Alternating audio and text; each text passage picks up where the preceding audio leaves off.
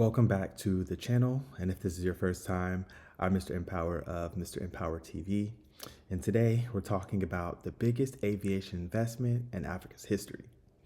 The African Union just announced a $30 billion plan to modernize airports, air navigation systems, and build sustainable, green aviation infrastructure across the continent.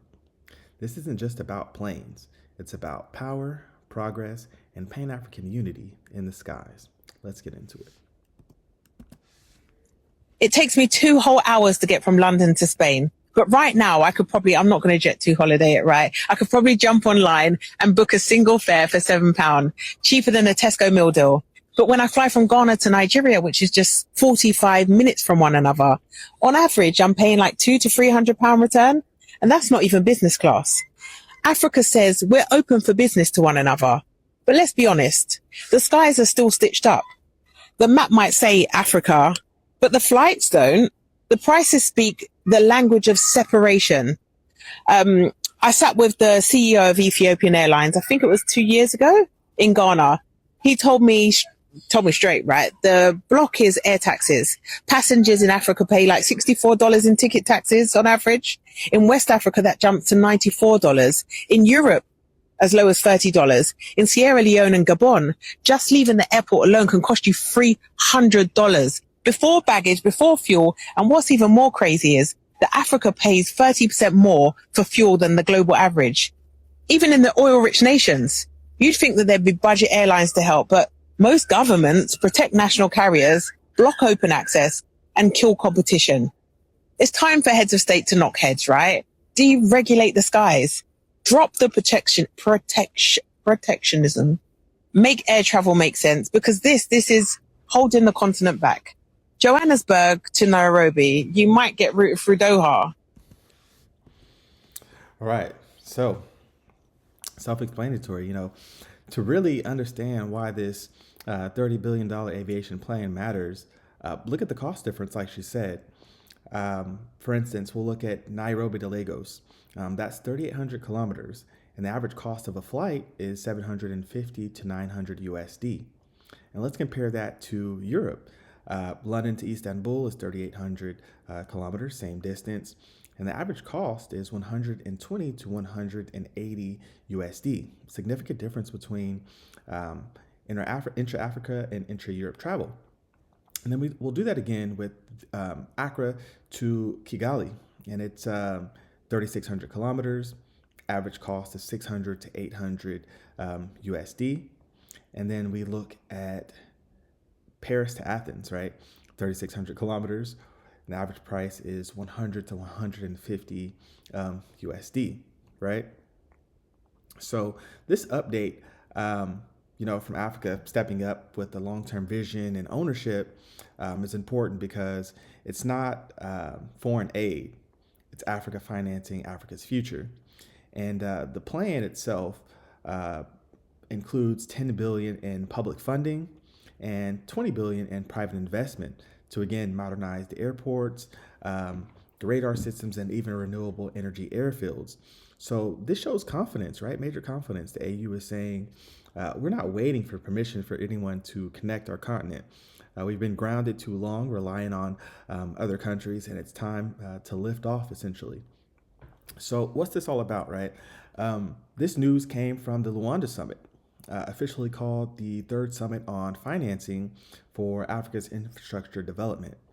And it ties directly into the Single African Air Transport Market, or SAATM.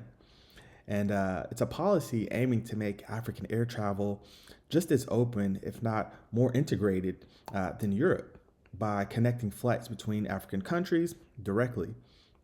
And it can boost trade, tourism, logistics, and mobility under the AFCFTA.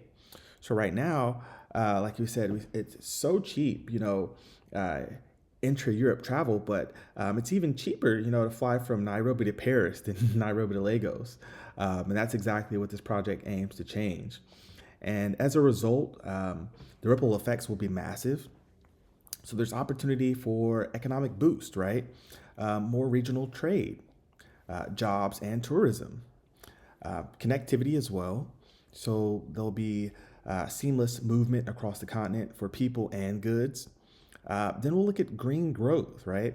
So renewable energy airports and climate aligned investments.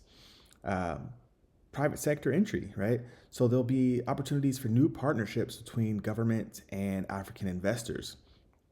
And it's not only airports, right? Um, so airlines themselves are leveling up. So carriers um, such as Ethiopian Airlines, they're setting the benchmark with new 787s, 779s, and a 10 billion mega hub Bishoftu. So, additionally, Air Congo, which is backed by Ethiopian Airlines, they just launched with modern Boeing 737s, and Green Africa Airways in Nigeria is building a low cost regional fleet.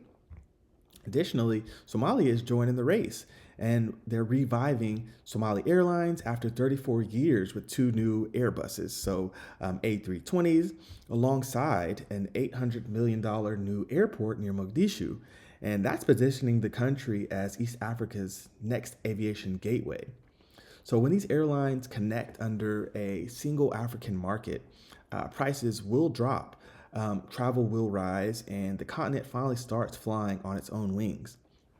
So within this situation, execution is everything. So again, the AU wants the 10 billion public to attract the 20 billion private investment. So in this situation, it'll take transparency, accountability, and a fair regional rollout. So imagine Ghana upgrading Katoka, Kenya expanding JKIA, Rwanda finishing Bugesera, and Nigeria modernizing Lagos, right? All under one controlled flight system. So in this situation, just imagine the price tag on a Nairobi to Lagos flight dropping from that 800 USD to 150 USD. You know, upgrading the opportunities for so many individuals to travel for holiday and business to expand exponentially. And matching that is the same from London to Istanbul. So that's when Africa's travel narrative changes from aid dependent to aviation powered, right?